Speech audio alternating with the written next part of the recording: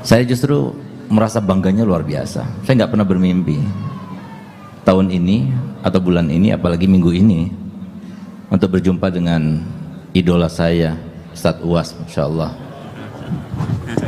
Masya Allah. Dan juga yang saya banggakan, cemburu.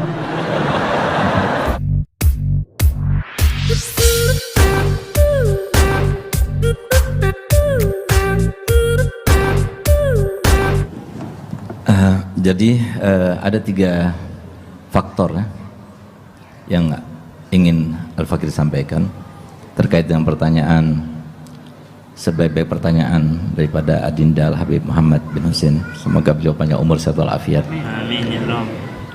Yang pertama adalah apa yang disampaikan oleh Bu Yahya juga kita rasakan, karena kita satu guru, satu masyrab, dan kita semuanya alhamdulillah satu guru. Saya justru merasa bangganya luar biasa. Saya nggak pernah bermimpi tahun ini atau bulan ini, apalagi minggu ini, untuk berjumpa dengan idola saya, Ustadz Uwas, Masya Allah. Masya Allah. Dan juga yang saya banggakan, cemburu.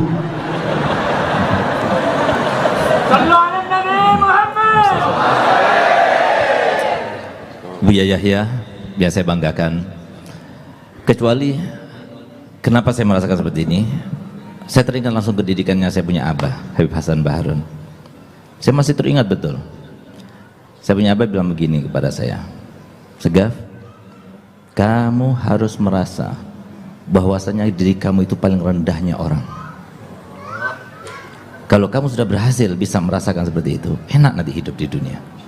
Sebagai apapun enak, di dalam situasi apapun, dimanapun kamu akan enak hidupnya.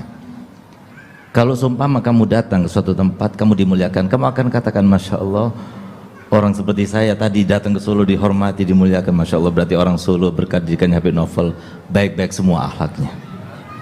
Tapi kalau seumpama saya tadi turun, nggak dihormati, nggak dimuliakan, saya tidak akan menyalahkan murid-muridnya Habib Novel, tapi saya akan salahkan saya sendiri, karena apa? Ini imbas daripada dosa saya yang banyak. Itu yang pertama, saya merasa bangga sangat luar biasa. Terima kasih Habib Novel yang telah mengundang saya ke tempat ini sehingga kami bisa berjumpa dengan Ustadz Uwas, Ustadz Abu Yahya, dan juga antum khususan, Masya Allah, dan Habib Muhammad. Yang kedua, ada satu hal yang menjadi faktor atau aspek yang harus pikirkan oleh setiap dai, dan itu di luar pikiran saya, di luar dugaan saya, di luar rekaan saya, di mana saya pernah berjumpa ketika kami berdakwah safari dakwah bulan Maulid 2 tahun yang lalu. Saya terkaget-kaget dengan suatu pertanyaan yang tidak pernah saya pikirkan, bahkan pertanyaan itu. Dia adalah seorang peneliti sekaligus seorang ketua asosiasi dokter sekalimantan. Dia bilang begini pada saya, Beb, saya mau tanya, silakan Pak Dokter, antum tahu jumlah kaum muslimin di Indonesia 260 juta. Tapi dari sekian 260 juta itu, yang pernah jumpa dengan ulama, yang pernah jumpa dengan kiai, yang pernah jumpa dengan habaib, yang pernah jumpa dengan para asatidzah, itu berapa persen? Kaget saya. Karena tidak pernah kita pikirkan. Saya pikirkan alhamdulillah majelis saya besar, 2 minggu sekali itu sudah 3.000 orang. Masjid Jami itu penuh. Di Bangil jarang ada yang seperti itu. Masya Allah, majelisnya Habib Novel, Masya Allah, haul Habib Ali Habsyi ratusan ribu.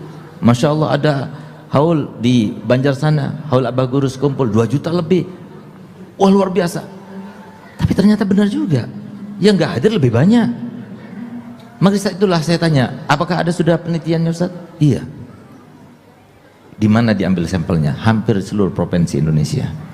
Berapa hasilnya? Hasilnya sangat mencengangkan dan sangat memiriskan hati kita. Ternyata jumlahnya cuma 15%. 85% nggak pernah berjumpa dengan para ulama, nggak pernah duduk bersama para ulama. Mohon maaf, kami ini semuanya hanya mubaligh, dan itu sudah disebutkan dalam Al-Quran, di mana Allah Ta'ala firman, innama anta muzakkir lasta alaihim bimusaitir. Kamu itu hanya menyampaikan, kamu hanya mengingatkan, kamu nggak bisa memaksakan kamu harus mengikuti ajaran Nabi Muhammad, nggak bisa. Bahkan Nabi Muhammad sendiri Tegur Allah Ta'ala, innaka la tahdi ma ahbabta walakinnallaha yahdi may yasha. Di saat itulah kami teringat, dan semoga semuanya mengingat. Kenapa Nabi SAW dalam hadisnya selalu beliau bersabda, innama ana basyarun mislukum, innama ana basyarun mislukum, innama ana basyarun mislukum. Selalu beliau ucapkan itu, bahkan dalam Al-Quran juga disebutkan. Untuk apa? Artinya ada kesan yang harus kita ambil, kita petik. Kata ulama ada dua hal. Yang pertama, Nabi Muhammad itu sama seperti manusia biasa. Kalau kita itu punya anak, dihormati, dimuliakan, pasti orang tua itu senang gembira. Tapi kalau anaknya tidak dihormati, tidak dimuliakan, seperti saya tadi, saya punya anak Umar yang pegang HP itu. Nah itu beliau di sana tadi, saya panggil ke sini biar dia itu bangga, biar dekat, lebih dekat kepada Ustadz Uwas. Alhamdulillah mau dia ke sini, dikasih tempat, bangga saya. Tapi kalau semua waktu saya suruh maju nggak boleh sama murid-muridnya Habib Naufal, kecewa saya. Karena saya manusia, bukan malaikat. Nabi SAW juga seperti itu. Kalau seumpama ada anak cucunya dicaci maki, dihujat, difitnah, apa Nabi SAW tidak kecewa hatinya? Itu yang pertama. Yang kedua, karena Nabi Muhammad SAW mengatakan demikian, sebagaimana kita punya cita-cita, kita punya angan-angan, kita punya kehendak, kita punya yang namanya permintaan dan harapan daripada Allah Ta'ala, sampai kita bangun malam kita minta pada Allah Ta'ala, itu kan permintaan. Nabi Muhammad juga punya. Nabi Muhammad punya cita-cita, Nabi Muhammad punya angan-angan. Kalau kita ingin tahu apa cita-citanya Nabi Muhammad, apa angan-angan Nabi Muhammad, apa kehendak Nabi Muhammad, apa harapan Nabi Muhammad, harapannya, cita-citanya, angan-angannya, tidak ada seorang pun daripada umatnya Nabi Muhammad kecuali masuk surga bersama Nabi Muhammad. Ini menjadi dambaannya Nabi Muhammad. Nah, sekarang 80%. Sehingga yang ketiga, faktor saya gembira, bahagia pada malam ini. Semoga dengan kami berkumpul ini, kami bolehlah menggalang atau memformulakan satu formula yang hebat, yang bisa menandingi para pembantu kroni-kroni setan itu. Saya tanyakan, saya sampaikan apa yang saya sampaikan itu kepada Habib Umar bin Hafid, guru kami. Semoga hafidallah wa atala umrahu fi khairin wa lutfin wa afiyah wa mata'ana Allah bituli hayatih. Apa kata beliau? Kalau ini merupakan sebuah gawinya Nabi Muhammad SAW, kenapa kita tidak iklankan? Iklankan. Ini termasuk iklan sekarang nih. Alhamdulillah kita bisa duduk bersama-sama. Insya Allah ini adalah awal yang baik, yang dimulai bukan dari Solo, bukan dari Bangil, tapi dimulai dari kota Madinah, di mana saya duduk bersama Habib Naufal, lalu bilang, saya duduk bercengkrama bersama beliau, saya katakan beliau, ayo kita bikin gebrakan nasional di sini. Untuk apa? Menyenangkan hati baginda Rasul Muhammad SAW. Nabi Muhammad ingin semuanya tahu sholat, tahu wudu, bagaimana caranya bakti sama orang tua. Itu yang kedua. Yang ketiga faktornya, mohon maaf agak panjang karena ini penting sekali. Pernah salah satu daripada putra abah saya, Habib Hasan Baharun, pada malam 8 Safar, kira-kira 9 tahun yang lalu, bermimpi Nabi Muhammad SAW. Ceritanya begini, dia datang berziarah ke makam ayah saya Habib Hasan Baharun, baca Quran. Ketika membaca Quran, tiba-tiba datang rohaninya. Entah apa sebabnya, tiba-tiba beliau menangis sejadi-jadinya. Subhanallah, ketika dia sedang menangis, tiba-tiba terdengar suaranya Nabi Muhammad SAW dari dalam makam saya punya abah. Di dalam hadis Bukhari disebutkan, man ra'ani fil manam faqad ra'a haqqa fa inna syaitan la yatamassalu bi. Yang bermimpi Nabi SAW, maka dia itu melihat sesuatu yang benar, setan itu tidak akan menyerupainya. Nabi SAW. Kata Nabi, ma aktsara fasadu ummati fi hadzal zaman. Alangkah banyaknya kerusakan umatku di zaman ini. Diulangi 3 kali sampai Nabi SAW menangis. Yang bermimpi itu berdiri, lalu kemudian dia berkata kepada Nabi SAW, qal ya Rasulullah, inni ba'ubdzil jami'a awqati kullaha lid-da'wa ilallah. Aku akan habiskan waktuku semuanya untuk dakwah ilallah. Senang Nabi Muhammad keluar dari makam saya punya ayah. Kemudian beliau katakan kepada yang bermimpi, ya waladi, ata'rifu ma sababu fasadi ummati fi hadzal zaman? Apakah kamu tahu apa sebab kerusakan umatku di zaman ini? Qala ya Rasulullah, li'annahum ma yatamassakuna bi kitabin la masila lahu. Karena mereka tidak lagi berpegang teguh dengan satu kitab yang tidak ada bandingannya. Kitab apa ya Rasulullah? Maka dijawab Nabi, Ihya Ulumuddin, Imam Ghazali. Mana sekarang di antara kita yang mengajarkan Ihya Ulumuddin? Ihya Ulumuddin inilah yang mengajarkan saya punya abah supaya saya itu menjadi orang yang paling rendah. Alhamdulillah Dimanapun saya berada masih teringat itu. Apalagi pesannya yang berikutnya, di mana saya punya abah bilang, Segaf, dari sekarang sampai kamu meninggal, kamu harus berada di titik nol. Saya pikir gampang titik nol, nggak naik-naik. Nggak taunya titik nol itu susah banget. Apa yang kita sekarang pakai, dari mulai gelar, dari mulai tindakan, ilmu, semuanya itu datang daripada Allah. Anugerah daripada Allah. Kita ini dimanja, nggak punya apa-apa. Ilmu datang daripada Allah, kesempatan datang daripada Allah, cinta semua orang mau mendengar juga dari Allah. Apa yang mau kita banggakan? Itu maksudnya saya punya abah harus berada di titik nol. Itulah bangganya luar biasa bisa berjumpa dengan 4 ulama yang saya banggakan, yang saya doakan selalu semoga beliau bisa menyenangkan hati baginda Rasul Muhammad SAW, bukan cuma di Solo, bukan juga di Kalimantan, tapi Nusantara, bahkan dunia semuanya harus tergugah bagaimana caranya supaya mereka itu mendengar syariatnya Nabi Muhammad SAW. Alhamdulillah banyak ilmu yang kita dapat. Nah, sekarang yang nomor 3 menjawab, ya, yang sudah dapat isyarat dengan 2 tongkat. Ya, sesuai penafsiran hatinya Ustadz Abdul Somad, saya nggak mau menafsirkan apa maksudnya isyarat untuk apa, ya wallahu a'lam. Karena mau nikah lagi saja, tadi baru bilang mau nikah lagi, masa tiba-tiba langsung nikah 2, kan tidak mungkin ya.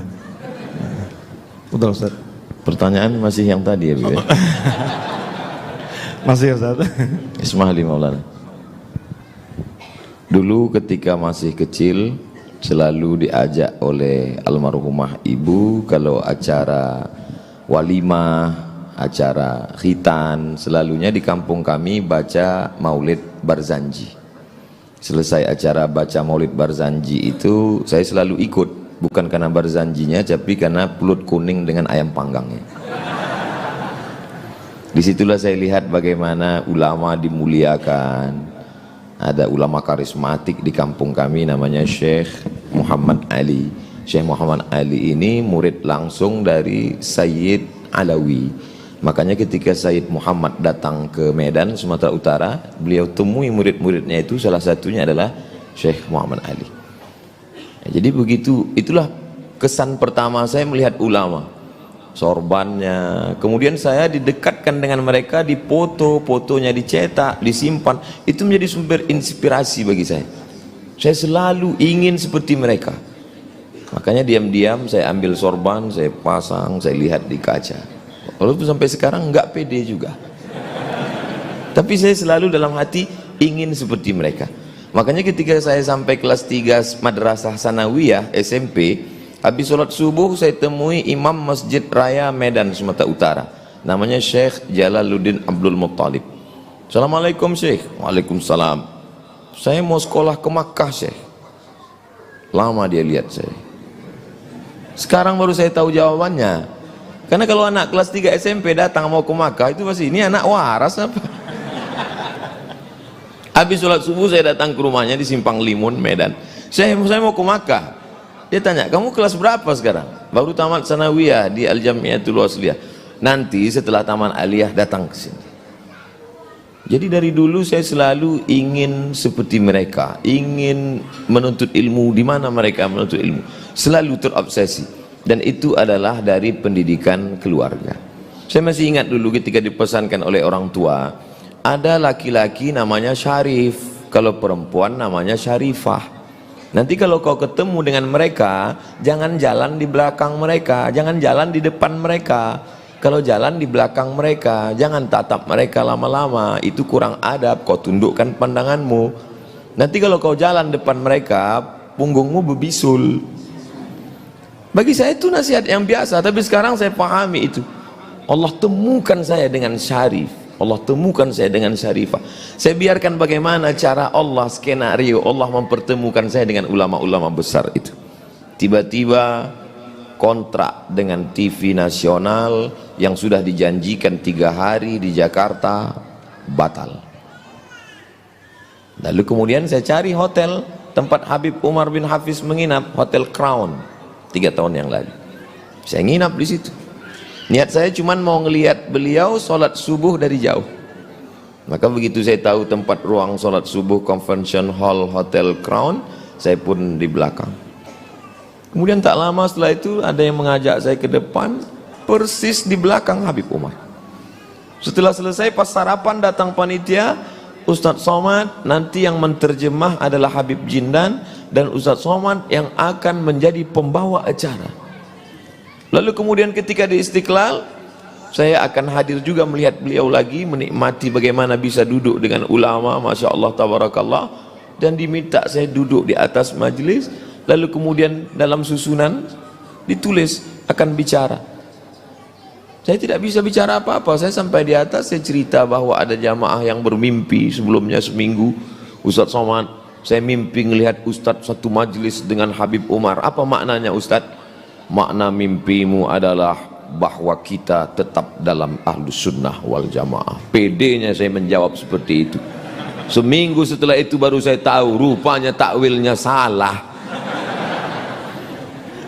Takwilnya adalah memang kau akan benar-benar satu majelis dengan mereka. Jadi betul kata Nabi, al-mar'u ma'aman ahab. Kalau ada rasa cintamu di dalam, Allah akan pertemukan engkau dengan cara Allah, bukan dengan caramu. Berapa banyak kau ingin membuat suatu pertemuan, tidak bertemu kalau tidak kata Allah. Berapa lama saya mengimpikan bertemu dengan Buya Yahya, enggak ketemu. Tapi begitu ada satu momen di Batam kami bertemu satu majelis. Ustadz Somad, kata supir angkot, supir taksi, Ustadz dicari-cari Habib Novel. Ini videonya. Kalau ketemu dengan Ustadz Abdul Somad, bagi tahu dengan dia, saya mau ketemu dengan dia. Semua orang, saya lihat bagaimana cara Allah mempertemukan saya dengan Habib Novel. Gagal di Hong Kong. Datang orang Aceh mau melibur hati yang sedang sedih. 26 Desember peristiwa tsunami, bertemu di Banda Aceh dengan Habib Novel, disandingkan kami dengan pakaian adat Aceh. Begitu Allah mempertemukan, tidak di Solo, tidak di Riau, tidak di Jakarta, tapi di tempat awalnya Islam datang ke Nusa Tenggara. Lama saya sudah melihat video-video Habib Sagaf, Ad-Doktor Al-Habib Sagaf Ibni Sayyidina Al-Hasan Baharun. Saya tonton. Saya mau lihat bagaimana cara Allah mempertemukan kami. Dipertemukan di majelis Habib Novel. Banyak hal. Ada obsesi Ustadz di depan ketemu dengan siapa lagi? Ada. Tapi saya tak ceritakan sekarang. Saya ingin bagaimana Allah mengatur pertemuan itu di masa akan datang. Rasanya bagaimana? Saya baru saja minum susu dicampur dengan jahe. Itu tidak bisa saya rasakan. Rasa itu tak bisa saya ceritakan. Karena semua rasa kalau diceritakan dengan kata-kata pasti berdusta. Lam ya'rif man lam yadhuq.